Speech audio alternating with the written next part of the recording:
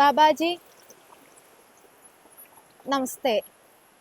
ഇന്നലെ ചോദിച്ച ഒരു ചോദ്യത്തിന്റെ ഭാഗമായിട്ടാണ് ഇന്നും ഒരു ചോദ്യം ചോദിക്കാൻ പോകുന്നത്. ഇന്നലെ നമ്മൾ ഈ മത്സ്യമാംസാദികൾ കഴിക്കുന്നത് അതിനൊരു ശവക്കരി എന്ന് ചിലർ പറയുന്നുണ്ട്, ചില ആചാര്യന്മാർ പറയുന്നുണ്ട്. അതുമായി ബന്ധപ്പെട്ടാണ് ഇന്നലെ ബാബാജിനോട് ചോദ്യം ചോദിച്ചത്. ഇന്ന് അതിൻ്റെ തുടർച്ചയായിട്ട് ചില യോഗാചാര്യന്മാർ ചിലരാണ് ഇത്തരം മാംസഭക്ഷണം കഴിക്കുന്നവർക്ക് ഈ മെഡിറ്റേഷൻ, ധ്യാനം ഇത്തരം കാര്യങ്ങളൊന്നും ചെയ്യാൻ പറ്റില്ല, കഴിയില്ല എന്ന് പറയുന്നുണ്ട്. ബാബാജിയുടെ അഭിപ്രായം എന്താണ്? ഇപ്പോ ഇന്നലെ ചോദിച്ച ആ ചോദ്യത്തിന്റെ തുടർച്ച എന്നുള്ളതുകൊണ്ട് തന്നെ ഈ ശവക്കറി അല്ലെങ്കിൽ മത്സ്യമാംസാദികൾ കഴിക്കുന്ന ആളുകൾ രണ്ടാം നമ്പറാണെന്ന് സ്ഥാപിക്കാൻ ശ്രമിക്കുന്ന അത്തരം ആളുകൾ തന്നെയാണ് ഈ മത്സ്യമാംസാദികൾ കഴിക്കുന്ന ആളുകൾക്ക് ധ്യാനം ഒന്നും സാധ്യമല്ല എന്ന് പറഞ്ഞു തരുന്നത്. സാധാരണഗതിയിൽ മെഡിറ്റേഷൻ സാധ്യമല്ല. കാരണം ഇത്തരം ആളുകൾ, കൂടുതൽ ആളുകളും, ചില ആൾക്കാരെല്ലാം കോഴ്സൊക്കെ എടുത്തായിരിക്കാം, അല്ലെങ്കിൽ എന്താ വെച്ചാൽ ഇവര് പതഞ്ജലിയുടെ അഷ്ടാംഗ യോഗത്തെയാണ് ഇവർ ഫോളോ ചെയ്യുന്നത്. അഷ്ടാംഗ യോഗം എന്ന് പറയുമ്പോൾ യമം, നിയമം, ആസനം, പ്രാണായാമം, ധാരണ, ധ്യാനം, ഇവിടെ സമാധി, അങ്ങനെ 8 അംഗങ്ങളാണ്. അതിൽ ഈ യമം എന്ന് പറഞ്ഞ സ്ഥലത്ത് ഈ പറഞ്ഞ അഹിംസയെ കുറിച്ച് പറഞ്ഞിട്ടാണ് ഇത് പറയുന്നത്. പക്ഷെ നമ്മൾ ആത്യന്തികമായിട്ട് യോഗാചാരം, ഇപ്പോൾ ഈ പതഞ്ജലി ആണെങ്കിലും യോഗയെ കുറിച്ച് പറഞ്ഞതേ ചിത്തവൃത്ത നിരോധനം യോഗ എന്നാണ്. ചിത്രത്തിന്റെ വൃത്തിയെ, മനസ്സിന്റെ വ്യാപാരത്തെ നിയന്ത്രിച്ച് നിർത്തുന്നതാണ് യോഗ. അപ്പൊ മനസ്സിന്റെ വ്യാപാരം നിലയ്ക്കുക എന്നുള്ളതാണ് യോഗതലം. അവിടെയാണ് യുഗം എന്ന സംഭവിച്ച ആ മേളനം സംഭവിക്കുന്നത്. നമ്മൾ ലയിച്ചിരിക്കുന്ന അവസ്ഥ, അല്ലെങ്കിലും കോടി ധ്യാന ഫലം തരുന്നത് ഈ യോഗാവസ്ഥ, ലയാവസ്ഥയാണ്. ആ ലയാവസ്ഥ, ലാ യം എന്ന 2 അക്ഷരങ്ങളെ തന്ത്രത്തിന്റെ കാഴ്ചപ്പാടില് ലകാരം പൃഥ്വിതത്വമാണ്. യം എന്നുള്ളത് വായു, യം എന്ന ബീജം വായുവാണ്, വായു ബീജാണ്. അപ്പൊ വായു പോലെ ഇതിലേക്ക് ലയിച്ചു ചേരുന്ന അവസ്ഥ, നമ്മൾ ഉണ്ടെന്ന ബോധം ഇല്ലാതാവുന്ന അവസ്ഥയാണ് സത്യം ലയം എന്ന് പറയുന്നത്. ആ ലയത്തിന് വേണ്ടിയിട്ടാണ് ഈ ധ്യാനമൊക്കെ ഉള്ളത്. ഇവിടെ ഇവർ മനസ്സിലാക്കുന്നത് ഈ മത്സ്യമാംസാദികൾ കഴിക്കുമ്പോൾ സാധ്യമല്ല എന്ന് പറയുന്നത് ഈ അഹിംസയുടെ തെറ്റിദ്ധാരണയാണ്. ഇന്നിപ്പോ വേദം, ആത്യന്തികമായ വേദം തന്നെ എന്തു പറയുന്നുള്ളത് ഭഗവാൻ ശങ്കരാചാര്യ, വ്യാസൻ ഇവരൊക്കെ പറഞ്ഞു വെച്ചിരിക്കുന്നത് അഹിംസ പരമമായ ധർമ്മമായിട്ടാണ് പറഞ്ഞിരിക്കുന്നത്. പക്ഷേ വൈദികീ ഹിംസ ഹിംസാന ഭവതി, ധർമ്മഹിംസ ഹിംസ എന്നൊക്കെ ഉണ്ട്. അപ്പൊ ധർമാധർമ്മ ഭേദം അറിഞ്ഞാലേ ഉള്ളൂ എന്താണ് ഹിംസ എന്ന് പറയാൻ പറ്റുക. ഒരാൾ നമ്മളെ ആക്രമിക്കുന്നു, അവിടെ നമ്മൾ എന്നെ കൊന്നോളൂ എന്ന് പറയാ, കല്ലെടുന്നോളൂ പറഞ്ഞാൽ അത് അഹിംസയല്ല. അതേസമയം നമുക്ക് ശരീരം ആദ്യങ്ങളിൽ ധർമ്മസാധനം, നമ്മുടെ ശരീരം നിലനിന്നാലേ നമുക്ക് മുന്നോട്ട് നമ്മുടെ ഈ ആത്മാവിന്റെ ലക്ഷ്യത്തിലേക്ക് എത്താൻ പറ്റുള്ളൂ. ഇത് പറഞ്ഞ തന്നെ ആപദ്ധർമ്മം ഉണ്ട്. ആപത്തിൽ ചിലത് ചെയ്യാം. പിന്നെ ഭക്ഷണം, ഭക്ഷണത്തിന് ഇന്നെ ഉപയോഗിക്കാം, അതിൽ ഇന്ന ഇത്ര കാലുള്ളത്, എത്ര നഖമുള്ളത്, ഇന്ന ടൈപ്പിലുള്ളത് എന്നിട്ട് കാര്യം പറഞ്ഞു വെച്ചിട്ടുണ്ട്.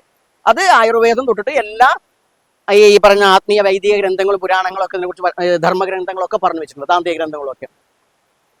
ഇന്നത്തെ നിയമവ്യവസ്ഥയും മോഡേൺ സയൻസും പോലും മനുഷ്യന് ദഹിപ്പിക്കാൻ പറ്റുന്ന ഭക്ഷണത്തെക്കുറിച്ച് പറഞ്ഞിട്ടുണ്ട്. ഒരു പുരാണത്തിലേക്ക് കിടക്കുന്നില്ല. ഇവിടെ മത്സ്യമാംസാദികൾ കഴിക്കുമ്പോൾ അപ്പോൾ ഈ പറയുന്ന അഷ്ടാംഗ യോഗ വിരുദ്ധമാണെന്ന് വരുന്ന അഷ്ടാംഗ യോഗത്തിൽ ഈ അഹിംസ എന്ന് പറഞ്ഞ കാര്യത്തെ ഇവർ തെറ്റിദ്ധരിച്ചുകൊണ്ടാണ് എന്നുള്ളതാണ് ആദ്യത്തെ കാര്യം. ഇനി അല്ല, അഷ്ടാംഗ യോഗക്കാരൻ തന്നെ അത് പറഞ്ഞു, അത് മാത്രമാണോ ധ്യാനത്തിലുള്ള മാർഗം? അല്ല. ഇപ്പൊ ഈ മത്സ്യമാംസാദികൾ കഴിക്കുന്നതൊക്കെ അതുകൊണ്ട് ധ്യാനം സാധ്യമല്ല എന്ന് പറഞ്ഞാൽ ഇത് അഷ്ടാംഗ യോഗമാണെങ്കിൽ മറ്റൊന്നാണ് കുലയോഗം, കൗളമാർഗത്തിലെ യോഗ പദ്ധതി. കൗളമാർഗം എന്ന് പറഞ്ഞാൽ ഇവരെന്നെ കിടന്ന ഈ കള്ളും കോഴിയാണെന്നാണ്. അങ്ങനെയല്ല, കൗളമാർഗം കുലയോഗമാണ്. പക്ഷെ ക്രിയായോഗവും കണ്ടാണ് കുലയോഗം. കൗളമാർഗം കുണ്ഡലിനി യോഗമാണ്. ഈ പറയുന്ന ലയത്തിന് വേണ്ടി പല മാർഗങ്ങളാണ്. സാധാരണ കിടന്ന വിഗ്രഹാരാധനയും ധ്യാനവും പ്രാർത്ഥനയും ഒക്കെ എന്തിനു വേണ്ടിയിട്ടാ? ലയത്തിന് വേണ്ടിയിട്ടാ, കാര്യസാഹചര്യത്തിന് വേണ്ടിയിട്ടൊന്നുമല്ല. ലയം, നമുക്ക് ആ മനസ്സിന്റെ വ്യാപാരത്തെ ഇല്ലാണ്ടാവുക എന്ന പരമമായ ലക്ഷ്യമാണുള്ളത്. അതിനൊരു സംശയമില്ല. അപ്പൊ ഇതിൽ കുലയോഗത്തിൽ അല്ലെങ്കിൽ കൗളമാർഗത്തിൽ ആത്യന്തികമായി കുണ്ഡലിനി യോഗത്തിന്റെ ഭാഗമായിട്ടുണ്ട്. അതിന്റെ ക്രിയാപദ്ധതി പറയുമ്പോൾ അതിൽ പറഞ്ഞിരിക്കുന്ന 5 കാര്യങ്ങൾ മദ്യം, മത്സ്യം, മാംസം, മുദ്ര, മൈഥുനം, 5 കാര്യങ്ങളാണ്. സകല ദേവീദേവന്മാർക്ക് പ്രീതികരമായിട്ട് പറഞ്ഞിരിക്കുകയാണ്. ആ പറയുന്നതിൽ മത്സ്യമാംസാദികൾ അതിന്റെ യോഗതലത്തിൽ അതിന്റെ അർത്ഥം വ്യത്യാസമാകുമ്പോഴും കർമ്മതലത്തിലും ക്രിയാതലത്തിലും ഭാഷാതലത്തിലും അത് പ്രത്യക്ഷത്തിൽ മത്സ്യമാംസാദികളാണ്. അപ്പൊ മത്സ്യമാംസാദികൾ ഉപയോഗിച്ചാൽ തന്നെ കുലയോഗം, കുലം മീൻസ് കുണ്ഡലിനി യോഗം സാധ്യമാണ് എന്ന്, ജീവശക്തി ഉണർന്ന് പരമമായ ബോധവളത്തിൽ ലയിപ്പിക്കാൻ സാധ്യമാണ് എന്ന് പറഞ്ഞു വെച്ചിരിക്കുകയാണ്. അതുകൊണ്ട് അഷ്ടാംഗയോഗം പാടില്ല എന്ന് പറഞ്ഞാൽ വേണ്ട, നമുക്ക് ഈ കാര്യം നടക്കല്ലേ വേണ്ടുള്ളൂ. കാര്യം നടക്കണമെങ്കിൽ കുണ്ഡലിനിയോഗം കുലയോഗത്തിൽ വന്നാൽ മതി. അപ്പൊ മത്സ്യമാംസാദികൾക്ക് കുഴപ്പമില്ല. അതുകൊണ്ട് ആ ഒരു വീക്ഷണത്തിലൂടെ നോക്കിയാലും യോഗം, യുഗ് അല്ലെങ്കിൽ ആ ധ്യാനം സാധ്യമാണ്. ഇത് ധ്യാനത്തെക്കാൾ ഫലം നമ്മൾ പറഞ്ഞു കഴിഞ്ഞു ലയമാണ് വെച്ചാൽ നമ്മൾ സാധാരണ ഉത്തമ സഹജാവസ്ഥ മധ്യമ ധ്യാന കാരണമാണ്. ഉത്തമമായിട്ടുള്ള സഹജാവസ്ഥയാണ്. ഈ പൂർണ്ണമായിട്ടും നമ്മൾ തന്നെയാണെന്ന് എല്ലാത്തിനേക്കാൾ വലുത് നമ്മൾ എന്നുള്ളതല്ല, ഇതെല്ലാം ഉള്ളത്, ഇതെല്ലാം ചേർന്നതാണ് ഞാൻ എന്ന ബോധ്യമാണ്. ഇനി അടുത്തത് നമുക്ക് വരാം മാംസഭക്ഷണം. ഇതിന്റെ പ്രശ്നം നമ്മൾ ചിത്തവൃത്തി നിരോധനം എന്ന് പറയുമ്പോൾ ഒരു സ്വഭേദ പറയുന്നത് മാംസഭക്ഷണം കഴിച്ചാൽ ദഹനം ഒന്നും കൃത്യമായിട്ട് നടക്കില്ല. അതാണ് വിഷയം. അത് നമ്മൾ ഇതിന് മുമ്പ് ഇന്നലെയും പറയണ്ടായി. മാംസഭക്ഷണം അല്ല ഏത് ഭക്ഷണവും അത് പാകം ചെയ്ത് കഴിക്കേണ്ടതും പാകം ചെയ്യാണ്ട് കഴിക്കേണ്ടതൊക്കെ ഉണ്ട്. ഏത് കഴിച്ചാലും ശരി അത് ദഹിപ്പിക്കുന്ന വിധത്തിൽ അകത്തെത്തിയാൽ മാത്രമേ ദഹിക്കുള്ളൂ. അത് എന്ത് കാര്യം, അരിഭക്ഷണമായാലും ഗോതമ്പായാലും ചോളായാലും ഇലക്കറികളായാലും ഒക്കെ അങ്ങനെ തന്നെയാണ്. ഒന്നിനെയും ഹനിക്കാതെ നമുക്കിവിടെ നിൽക്കാൻ പറ്റില്ല. ഇല എന്ന് ഇപ്പോൾ സസ്യങ്ങളുടെ ഇല എന്ന് പറയുന്നത് അതിന് ഭക്ഷണം ഉണ്ടാക്കാനാണ്, ഫോട്ടോസിന്തസിസ് പ്രവർത്തനത്തിന് വേണ്ടിയിട്ടുള്ളതാണ്. അതാണ് നമ്മൾ മുറിച്ചെടുക്കുന്നത്. അപ്പൊ അതും അതിനെ സംബന്ധിച്ച് അതിന്റെ ജീവിതത്തെ ബാധിക്കുന്നതാണ് ഇല്ലേ. അതിന്റെ പാലും മറ്റുള്ള കാര്യങ്ങളൊക്കെ പറഞ്ഞു, പയറുവർഗ്ഗങ്ങളൊക്കെ. ഇനി ഇതുപോലെ തന്നെയാണ് ഈ ദഹനം എന്ന് പറയുന്ന പ്രക്രിയ. അതിൽ പ്രത്യേകിച്ച് ദഹിക്കുമ്പോൾ പ്രത്യേകിച്ച് മാംസഭക്ഷണത്തെ ചരിത്രപരമായിട്ട് ചരിത്രകാരന്മാരും ഇതുമായി ഇവിടെ ശാസ്ത്രകാരന്മാരും പറഞ്ഞത് മാംസഭക്ഷണം മനുഷ്യന്റെ ബ്രെയിനിന്റെ വളർച്ചയ്ക്ക് സഹായകരമായി എന്നാണ്. കാരണം വെച്ചാൽ മാംസഭക്ഷണത്തിന് ബ്രെയിനിന്റെ വളർച്ചയ്ക്ക് പ്രോട്ടീൻ അത്യാവശ്യമാണ്, ഊർജം അത്യാവശ്യമാണ്. ഈ ഊർജത്തെ സാധാരണ കാണുന്ന ഈ ചെടികളിൽ നിന്നോ അല്ലെങ്കിൽ സസ്യങ്ങളിൽ നിന്നോ അല്ലെങ്കിൽ ഈ പറയുന്ന ഫലമൂലാദികളിൽ നിന്നോ കിട്ടുന്ന ഊർജത്തെക്കാൾ എത്രയോ ഊർജവും പ്രോട്ടീനും മാംസത്തിൽ നിന്ന് കിട്ടുമ്പോൾ ആദ്യം മനുഷ്യനെ സംബന്ധിച്ചിട്ട് അവന്റെ ബുദ്ധി വളർച്ചയ്ക്ക് ഈ മാംസഭക്ഷണം ഒരു സഹായകരമായിട്ടുണ്ട്. അപ്പൊ ബുദ്ധി വളരുകയും അതുപോലെ തന്നെയാണ് ഈ പറയുന്ന സസ്യഭക്ഷണം അല്ലെങ്കിൽ ഉപയോഗിക്കുന്ന സമയത്ത്, പച്ചക്കറികൾ ഉപയോഗിക്കുന്ന സമയത്ത് നമ്മുടെ കുടലിന് അതിന് അത്യാവശ്യം ഒരുപാട് നീളം വേണം. ആ നീളത്തെ കുറയ്ക്കുന്നതിന് വേണ്ടിയിട്ട് ഈ പറയുന്ന മാംസഭക്ഷണം സഹായിച്ചിട്ടുണ്ട് എന്നുള്ളത് ഒക്കെ ശാസ്ത്രകാരന്മാർ പറഞ്ഞു വെച്ചാണ് നമ്മൾ ഉണ്ടാക്കിയതല്ല. അപ്പൊ അതുകൊണ്ട് ഇന്ന് നമ്മൾ ഈ ചിന്തിക്കുമ്പോൾ മറ്റു മൃഗങ്ങളിൽ നിന്ന് അപേക്ഷിച്ച് നമ്മുടെ ചിന്താശക്തിയും പ്രവർത്തനശക്തിയും ഒക്കെ കൂടുന്നതിന് പ്രധാന കാരണം മാംസഭക്ഷണമാണ് എന്നത് സയൻസ് തെളിയിച്ചതാണ്. അത് പ്രത്യേകം മനസ്സിലാക്കാം. ഇനി അടുത്തത് ദഹന വ്യവസ്ഥ എന്ന് പറയുമ്പോൾ ദഹന വ്യവസ്ഥ ആരംഭിക്കുന്നത് വായിൽ നിന്നാണ്. ഏകദേശം വായിൽ നിന്ന് തുടങ്ങി 9 മീറ്ററോളം നീളമുള്ള ഒരു പ്രക്രിയ, ഒരു കുഴലിന്റെ ഒരു പ്രക്രിയയാണെന്നാണ് ശാസ്ത്രകാരന്മാർ പറയുന്നത്. അതിൽ വായിലെത്തുന്ന ഭക്ഷണം ചവച്ചരയ്ക്കും. ഇവിടെ നമുക്ക് ശരി ഇറച്ചി മീനൊക്കെ ഉണ്ടാവും, ചവച്ചരച്ച് എന്താണ് അന്നനാളം വഴി അത് പോവുകയാണ്. അത് ആമാശയത്തിലെത്തും.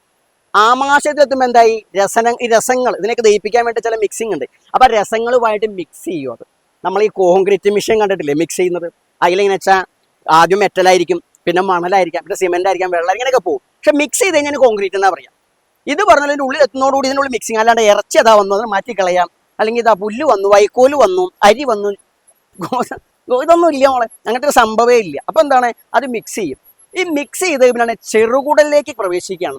ചെറുകുടലിലേക്ക് പ്രവേശിക്കുമ്പോൾ അവിടെ വെച്ചിട്ടാണ് ഇതിലെ ഈ പറയുന്ന ഭക്ഷണത്തിലെ പോഷകങ്ങൾ, ഊർജ്ജം, അതുപോലെ തന്നെ രക്തത്തിലേക്ക് ഈ ഭക്ഷണത്തിലെ വെള്ളം അതുപോലെ തന്നെ പോഷകാംശങ്ങളൊക്കെ എന്ത് ചെയ്യും, ചെറുകുടലിൽ രക്തത്തിലേക്ക് ആഗിരണം ചെയ്യും. തുടർന്ന് പിന്നെ ആ സംഭവം മുന്നോട്ട് പോവുകയാണ്. അങ്ങനെ വൻകുടലിലെത്തും.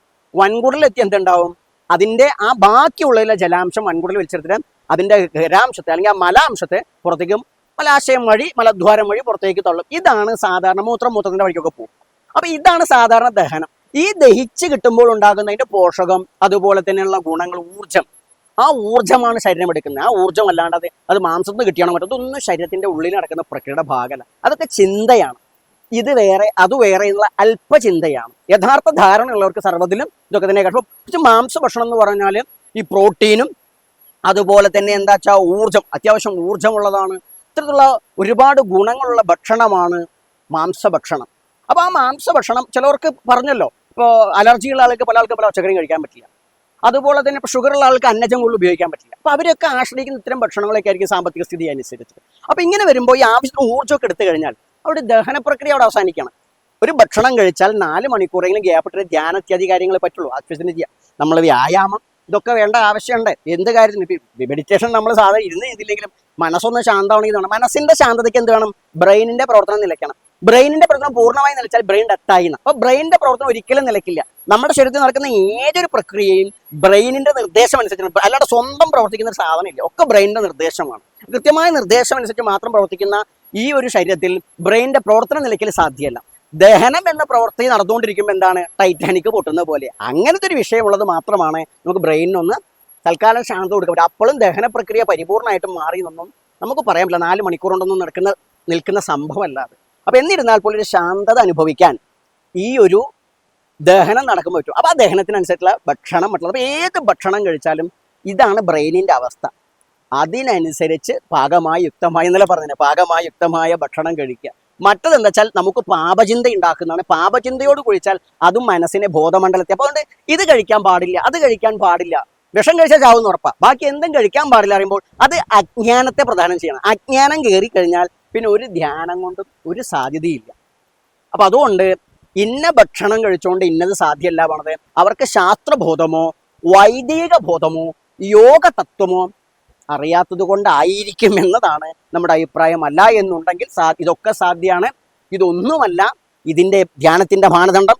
ധ്യാനം ബോധത്തിന്റെ ശാന്തതയാണ്. ഈ ബോധത്തിന്റെ ശാന്തതയ്ക്ക് അത്യാവശ്യം നമുക്ക് മെഡിറ്റേഷൻ ഒക്കെ ചെയ്യണമെങ്കിൽ ഊർജ്ജം വേണം, ഊർജ്ജത്തിന് ഭക്ഷണം വേണം. അതല്ല എന്നുണ്ടെങ്കിൽ സൂര്യപ്രകാശത്തിനൊക്കെ ഊർജ്ജം ഉണ്ടാക്കുന്ന ആൾക്കാരുണ്ട്. അങ്ങനെ പറയാനുള്ള പ്രവർത്തിച്ച് ഒരു 10 ദിവസം നമ്മുടെ മുന്നിൽ ഒന്ന് കാണിച്ചു കഴിഞ്ഞാൽ നമ്മൾ ബോധ്യപ്പെടാം. സാധാരണക്കാര കാര്യമാണ് അങ്ങനെയൊക്കെ പറഞ്ഞു നമ്മൾ കണ്ടിട്ടുണ്ട്. അപ്പൊ അതെന്തിലോട്ടെ, അപ്പൊ അതെന്തായാലും ശരി. അതുകൊണ്ട് മനുഷ്യനെ ഒന്നിനും വേർതിരിക്കേണ്ട ആവശ്യമില്ല. നിങ്ങൾക്ക് ശാന്തത ആവശ്യമുണ്ടോ, നിങ്ങൾക്ക് ധ്യാനം നിങ്ങൾ ഇഷ്ടപ്പെടുന്നുണ്ടോ? ഇവരൊക്കെ പറയുന്നിടത്ത് പോയിട്ട് നിങ്ങൾ നിങ്ങളുടെ സ്വാഭാവികം നഷ്ടപ്പെട്ട് വീട്ടിലുള്ളവരും ഭക്ഷണങ്ങൾ ഇല്ലാണ്ടാക്കി പരസ്പരം കലഹോലെ കണ്ടുകൂടാണ്ട് ആക്കുന്നതിന് പകരം നിങ്ങൾക്ക് അതിന് സാധ്യമല്ല അവർ പറഞ്ഞു കഴിഞ്ഞാൽ നിങ്ങൾ ഇങ്ങോട്ട് വന്നോളും. ആശ്രമത്തിൽ വന്നു കഴിഞ്ഞാൽ നിങ്ങൾക്ക് അതിന്റെ ട്രിക്ക് നമ്മൾ പറഞ്ഞു. നിങ്ങൾ ആ രീതിയിൽ ഒന്ന് പോവുകയാണെങ്കിൽ ഏത് ഭക്ഷണമാണെങ്കിലും നമ്മൾ വേണ്ട എന്നല്ല പറയുന്നത്, നിയന്ത്രണമാണ് പറയുന്നത്. നിയന്ത്രണം നമ്മുടെ ആരോഗ്യത്തിന് ഗുണപ്രദമായിരിക്കും. അങ്ങനെ ആരോഗ്യമുള്ള ശരീരത്തിന് ഈ ലോകത്തുള്ള എല്ലാ സാധ്യമാണ്, ഒന്നും നഷ്ടപ്പെടുത്തേണ്ടതില്ല. അതിനുള്ള പദ്ധതികൾ ഇവിടെ ഈ ധർമ്മ വ്യവസ്ഥയിലുണ്ട്. അതിൽ ഏറ്റവും ഇമ്പോർട്ടൻ്റ് ആണ് നമ്മൾ ഏത് ജോലിയോ കർമ്മമോ ചിന്തയോ എന്തോ ആവട്ടെ, ഏത് മണ്ഡലത്തിൽ നിന്നാലും നമുക്കിതെല്ലാം സാധ്യമാകുന്ന മഹാശാസ്ത്രത്തെ ഭഗവാൻ മറ്റുള്ള ശാസ്ത്രങ്ങളെയൊക്കെ കടഞ്ഞ് പക്ഷാൽ പരമേശ്വരൻ തന്നിട്ടുണ്ട്. അതാണ് കൗളമാർഗം. ആ കൗളമാർഗത്തിൽ യോഗവും ഭോഗവും സാധ്യമാണ്. ഇവരൊക്കെ അനുഭവിക്കുന്ന യോഗമാർഗവും അതുപോലെ തന്നെ മറ്റ് ജ്ഞാനമാർഗം ആർജിക്കുന്ന ആളുടെ ജ്ഞാനവും അപ്പൊ അതുപോലെ തന്നെ സാധാരണക്കാർ അനുഭവിക്കുന്ന ഭോഗവും എല്ലാം സാധ്യമാകുന്ന ഒരു ശാസ്ത്രം ഞാനല്ല, ഭഗവാൻ പറഞ്ഞതാണ്. അത് കൗളമാർഗ്ഗമാണ്. അതുകൊണ്ട് തെറ്റിദ്ധാരണകൾ വേണ്ട. നിങ്ങൾ എന്ത് വേണമെങ്കിലും നിയമം അനുശാസിക്കുന്ന ഭക്ഷണങ്ങളും നിങ്ങൾക്ക് ഒരു ഡോക്ടറോ മറ്റുള്ളതോ വേണ്ട എന്ന് പറഞ്ഞ് കഴിക്കേണ്ട. മറിച്ച് നിങ്ങൾ ഏതും നിങ്ങൾക്ക് അതിൻ്റെ വേവിനനുസരിച്ചോ അല്ലെങ്കിൽ കഴിക്കേണ്ട പാകത്തിനോ നിങ്ങൾക്ക് കഴിക്കാം. അതൊരിക്കലും ധ്യാനത്തെയൊന്നും ബാധിക്കുന്നില്ല. ഇനി ആരെങ്കിലും അത് പറയുന്നു എന്ന് അതിൻ്റെ പുറകെ പോയി കഴിഞ്ഞാൽ നിങ്ങളുടെ ജീവിതം വെറുതെ ആയി എന്നല്ലാണ്ട് മറ്റൊന്നും നമുക്ക് പറഞ്ഞു. ഇതൊന്നുമല്ല മോക്ഷവും നിങ്ങളുടെ ജ്ഞാനവും ഒന്നും നിശ്ചയിക്കുന്നത്. നമസ്കാരം.